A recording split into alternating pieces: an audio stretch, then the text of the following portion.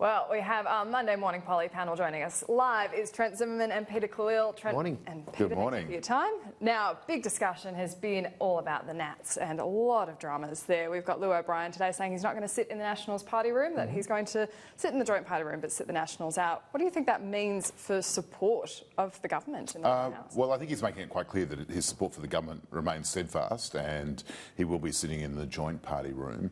It's not a unique situation. We had a similar thing in the last parliament where Kevin Hogan, after some leadership rumbles on our side of politics, actually did the same thing, but his support for the government was absolute.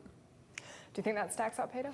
Well, I mean, just like the leadership stoush last week, chaos within the coalition, and really at a time when they should be focusing their attention on bushfire recovery and support for people. It's all about them. It's all about them, and they're self-centred and they're having their little political wars internally, and it's just not good enough.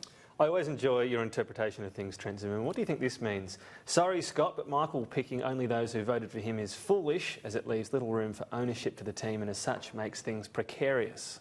Well, that's obviously from Barnaby Joyce, in case. I know it's from Barnaby Joyce. Look, I think that Barnaby obviously had a bruising week last week, but the point, though, is that the support for the government and the parliament remains strong amongst all of our Liberal and National Party members, and we are focused on the challenges that the country faces, be it coronavirus, the bushfires.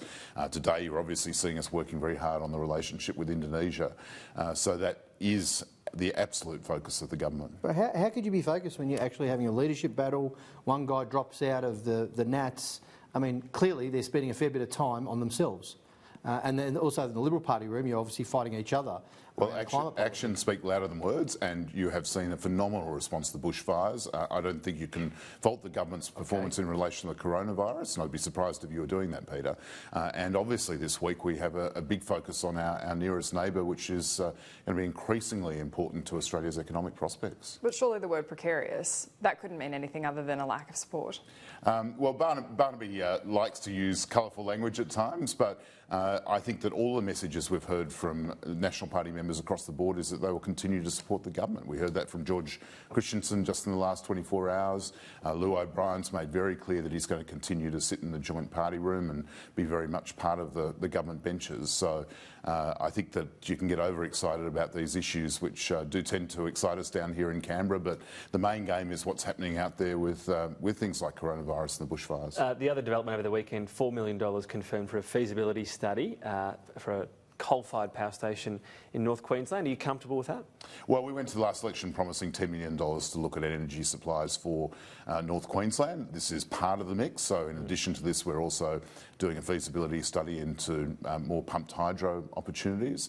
From my perspective, it's not the business of the Commonwealth Government to be building or funding coal-fired power stations. So that's your red line. Any sort of subsidy for this would be a red line for you? I don't think we should be funding coal-fired power stations. It's not the job of the Commonwealth Government. It's up to the private sector, it's up to the Queensland Government, who has responsibility for doing the type of planning that we expect across the group. I'm going to quote another Nats colleague of yours. the Liberal National Government supports the development of a coal-fired power station at Collinsville in North Queensland. Is that true? We are doing a feasibility study. We've made no commitment. So he's gone over the top. We have made no commitment to fund a coal-fired power station, and I don't think we should. Are there other industries where you fund feasibility studies so that it's not on the private company to do it themselves? Yeah, I think we do feasibility studies on issues all the time, and you have a project like Snowy Hydro, which is a mix, but it's going to be largely driven by private sector investment, and obviously we've been involved in doing feasibility studies for that. Is this a good idea, a feasibility study, if it's Healy, if it's relatively low emissions and stable power up there? No, it's not a good idea, Tom. And look, Trent's in a difficult position because his position is that he doesn't support a new coal-fired power plant or any Commonwealth subsidies for it.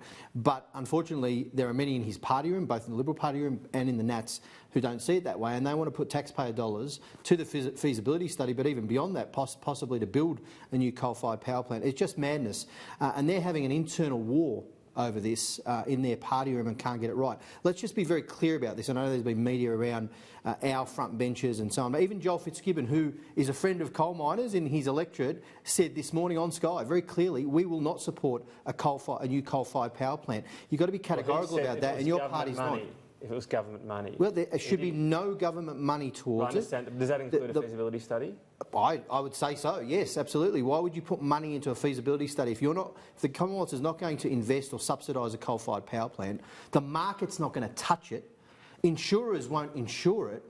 And so why would you even go there? The only reason is political, and it's as a sop to the right wing in the Liberal Party room and in the Nats. Well, I have to say I think the only thing that is unclear is the Labor opposition's position on emissions, and since the election we don't have a settled policy from the alternate government in Australia. We have got very mixed messages. You had Anthony Albanese doing his I secretly love coal tour of North Queensland. I'm yet to see the I love coal market stall at the Marrickville markets in his own electorate. That's not true. But it's Labor Party is in a world of pain on many of these policy areas. The thing is, if it's feasible, if this study finds it's feasible or not, there's no real difference between the fact it was privately or publicly funded up until that point, especially when it comes to the emissions that might come out of it.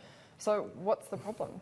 The problem is you are looking at trying to reduce emissions globally, domestically and globally. Coal-fired power plants are not going to do that. You've got to invest massively in renewable energy. You've got to look at a just transition for workers over a period of time, obviously, to help them settle into new jobs in the clean energy sector.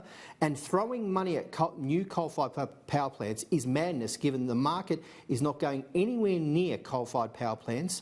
Insurers won't insure it. It's just not feasible, and you're throwing $4 million of taxpayer money towards a feasibility study for something that's not feasible. Just on the other article today, 2050 vision is what it's described as. Would you welcome a 2050 target, perhaps one of net zero emissions for the Morrison government? I certainly think it's something that we've got to look at seriously. We have our targets in place for 2030, and the world will be coming together at the end of the year for the next COP meeting in Glasgow, and I think that is an opportunity for us to outline our strategies and our targets beyond 2030. So, is net zero the way to go? I think it's something that we need to seriously consider, and we need to do the due diligence, and we need to work out how we'd get there. I think it's very easy to say, yes, let's do it, without actually doing the program that gets you there, but and we need to do both. But I think having that commitment to reach the Paris Agreement commitments we've already made to see the world reach a net zero carbon emission status in the next half of this century, it is something that we need to consider as part of that. We've already had senior government officials telling us it's not a target, it's a strategy, very different. Does this show that there's already a lot of division within the coalition ranks? No, it's not inconsistent at all. I mean, essentially what the government's saying is that we're going to have a strategy for both the next couple of years, for 2030, for 2050, particularly in relation to our investment in new technology and our support for new technology. And that has to be the starting point for looking at where you would expect Australia to be in 2050. Wow. Well, very admirable, the slick answers there, Trent, but I've got to tell you, mate, we've got to get to zero emissions. I think we're in agreement upon that. And the problem that you guys face is that even if you announce something like this for the COP26 in Glasgow and Morrison's there backslapping with Boris Johnson about a target in 2050, the reality on the ground is, by your own government data, by all of the independent analysis, you're not even meeting the Paris targets that you've set for yourself. You're using Kyoto credits as carryovers. You're not even going to get there on your meagre targets as they are now. And this is a real problem for the government. So we want to see real evidence of this. Great, we welcome you saying we'll take that target to Glasgow, but actually you've got to do it. You can't just say it. Well, we are meeting our 2030 targets, and we've outlined the plan to get there, and things like the Emission Reduction Fund and our investment in renewables is going to be crucial to that. And we are seeing a turnaround which is quite dramatic. If you just look at the most recent projections from the Department of Environment and Emissions, you're seeing in the energy sector alone, for example, by 2030, the current predictions being 50% from renewable sources. And that is quite a transformation which is only going to continue. And just finally, we've got Indonesian President Joko Widodo in Parliament House today. Really momentous day. Is it disappointing, though, we couldn't get this deal done sooner? We know it was delayed by the Indonesian government taking issue with the Israeli embassy decision. We could have had all these benefits coming through much sooner. Well, it's taken a long time to negotiate this, but the important thing is it's done. It'll be operational in a couple of months' time. And Indonesia is a $1 trillion economy on our doorstep, so the potential there for Australia and for Indonesia is just so so considerable. And the President's visit today, I think, is an important signal to Australians, particularly those that are looking at their investment strategies, that the door with this free trade agreement is now wide open for increased economic activity with Indonesia. Some credit here for the government. It's a hard market to get access to. It's traditionally a bit of a closed country, and it's important not just about trade, but this strategic element, a hedge from China, a decoupling from such financial dependence. There's 2 points there around the free trade agreement and the strategic relationship. I mean, many of us on both sides of politics have been pushing for this to happen way earlier. I mean, Labor Prime Minister Paul Keating way back in '94 said there's no more important country than Indonesia for Australia. So we welcome the FTA and the benefits there. I mean, we're talking about our northern neighbour of 260 million people with only 2% of our exports. I mean, that's crazy. A lot of people saw the big bucks and hopped over to China. So this is important, and it's got to have protection for Australian workers, which we, as Labor MPs on the committee, pushed for as well. On the strategic point, it's absolutely necessary for us to have that very good security and strategic relationship with Indonesia, Japan, India, to make sure that we have security and prosperity in our region, and I hope that this progresses with the Prime Minister and the President today. All right, Peter Khalil, Trent Zimmerman, thank you. Thanks for having us. Thanks very much. Cheers.